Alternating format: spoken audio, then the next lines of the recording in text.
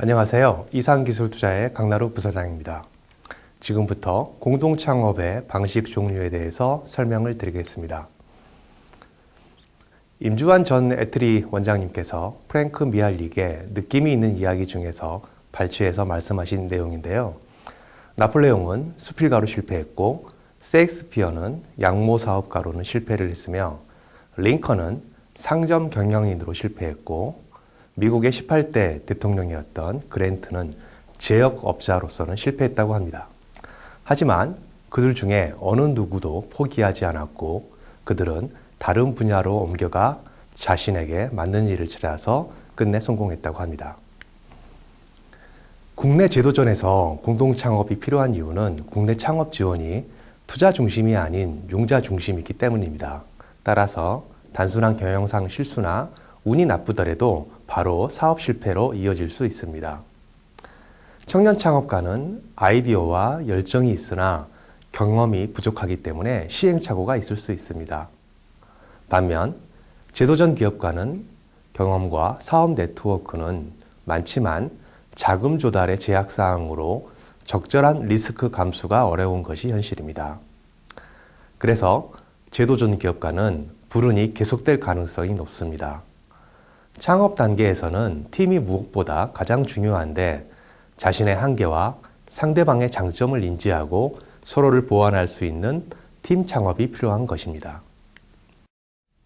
공동창업 기업의 운영에 대해서 설명을 드리겠습니다. 지분 배분 방식 공동창업은 공동창업자들이 각자의 역할을 정하고 상호 합의하에 각자의 지분율을 정해 출자하는 방식입니다. 공동창업자들의 역할과 권한 및 의무를 다르게 하는 대신에 각자 역할과 기여에 따라 회사의 지분을 공동으로 소유하게 됩니다. 지분 방식 공동창업의 장점으로는 공동창업자 모두 회사에 대해 주주로서 일정 정도 지분을 소유하기 때문에 회사에 대한 주인의식이 아주 높은 점이 장점입니다. 또한 주식회사는 가장 일반적인 법인 설립 형태로 자문을 받기도 쉽고 투자자들도 선호하는 형태입니다. 마지막으로 투자를 받게 되었을 때 회사 가치를 객관적으로 평가할 수가 있고 스탁옵션 등으로 신규 인력에 대한 인센티브 제공도 쉬운 편입니다. 반면 지분 방식 공동창업의 단점으로는 대주주 겸 대표이사에게 막강한 권한과 책임이 집중되게 됩니다. 공동창업자들이 원하는 성과 배분 방식이 다를 때는 적합하지가 않고요. 보유 지분의 현금화도 쉽지가 않습니다. 특히 특정 지분율 이상인 대주주에게 상법상 보장되는 권리 때문에 공동창업자 간의 지분율 합의가 어렵고 분쟁의 소지가 있을 수 있습니다. 따라서 무엇보다 공동창업자 간의 지분율을 잘 합의하는 것이 중요합니다. 회사가 성공하여 성장하는 경우에는 자금, 인력, 기술 등 회사의 자산은 확대되겠지만 창업자의 지분율은 통상 줄어들게 됩니다. 그런데 지분율에 따라서 주총 일반 결의나 특별 결의의 요건이 되어 심지어 경영권이 바뀔 수 있기 때문에 지분율의 배분이 아주 중요한 것입니다. 간단하게 지분율을 정하는 데 있어 몇 가지 가이드라인을 말씀드리겠습니다. 일반적으로 지분은 회사에 대한 기여도가 높은 창업자가 더 많은 지분을 갖는 것이 바람직합니다. 특히 창업 초기 회사의 경우는 리소스가 부족하기 때문에 회사에 리소스를 많이 공급할 수 있는 창업자가 지분율이 높은 것이 바람직합니다.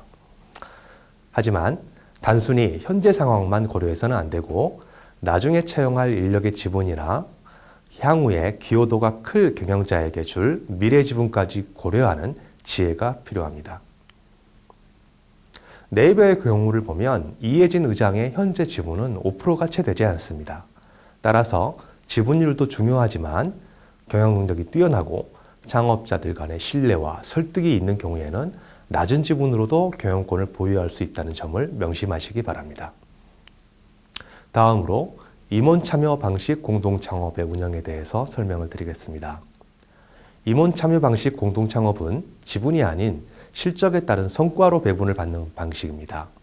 임원 참여 방식의 장점으로는 제도전 기업인의 경우 출자할 수 있는 여력이 부족하고 기존 채무에 대한 상환 등의 이유로 지분보다는 즉각적인 현금 배분을 선호하는 경우가 존재합니다.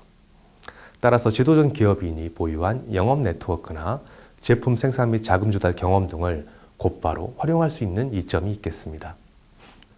임원 참여 방식의 단점으로는 과도한 판매 인센티브 또는 계약의 불이행 등 이해관계의 충돌 발생 가능성이 크기 때문에 회사에 대한 주인 의식의 공유를 기본으로 하는 수단이 필요합니다. 따라서 스탁 옵션이나 지분 인수권 등의 부여로 지분 참여 방식과의 혼용을 추천드립니다.